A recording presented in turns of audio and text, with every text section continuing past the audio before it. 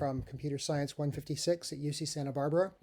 In this video, I'm going to be talking about connecting with a remote desktop to access CSIL from macOS. So this is an option that gives you one window on your Mac that looks like the entire desktop of a Linux system on CSIL.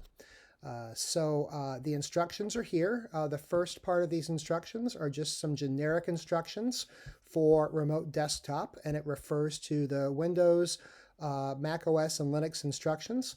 I'm going to jump right to the Mac OS instructions, and those instructions can also be found on the CS56 webpage. So if I actually go back a couple steps, this second link is the Mac-specific instructions.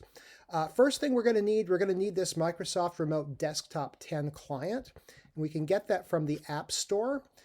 So if I type in Microsoft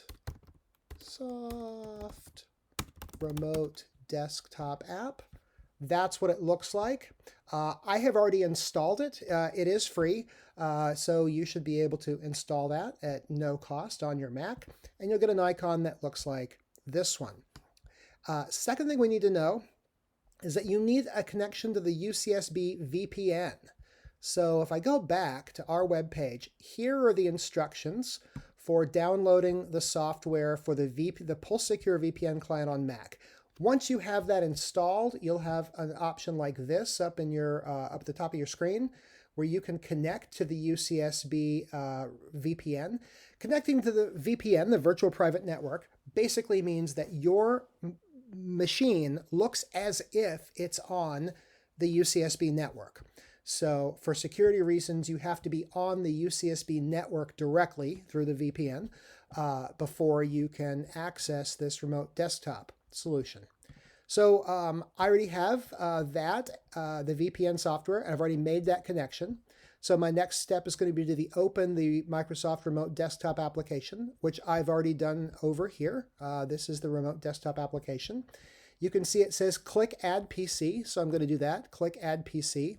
That brings up this window here, and here is the information I need to fill in. So I'm going to fill in cs-lab.cs.ucsb.edu. User account, ask when required. I'll leave that alone. General, I leave that alone. In fact, all of the rest of this we leave exactly as it is. So I'm just going to go ahead and click Add. And it says you should now have a saved profile. And I do. There's a saved profile for CS Lab connection. Double click it to begin connecting. And I will now enter my College of Engineering username and password. That is pconrad, and this is not necessarily your UCSB net ID. For most people, they're the same, but in my case, they're not. So it's my CSIL username and password, and I'll put in my password here and click Continue. It says you are connecting to this host. Certificate couldn't be verified back to a root certificate. Do you want to continue? And yes, you say yes, you do. All right, and what happens is my entire screen gets taken over, and I now have what looks like a machine in CSIL. So if I were actually physically in the CSIL lab, this is what my machine would look like. You see, if I go to the top, though, I'm inside Microsoft Remote Desktop. But in here, I'm on a CSIL machine. And so I click Activities. You can see that I've got a terminal prompt. And at my terminal prompt, I can cd into, let's say, for example, CS156. And I could cd into JSPA01 pconrad. And in here, I could do code dot, and that should bring up VS Code. And it does. And I'm here on CSIL. And I can also do things like over here, if I do an ls, there's my JavaScript directory. I can go down into my JavaScript directory and type npm start. And because I am now directly on CSIL, when I come over here to activities and ask for a web browser, this web browser is running on the same machine. And I don't know what's doing that.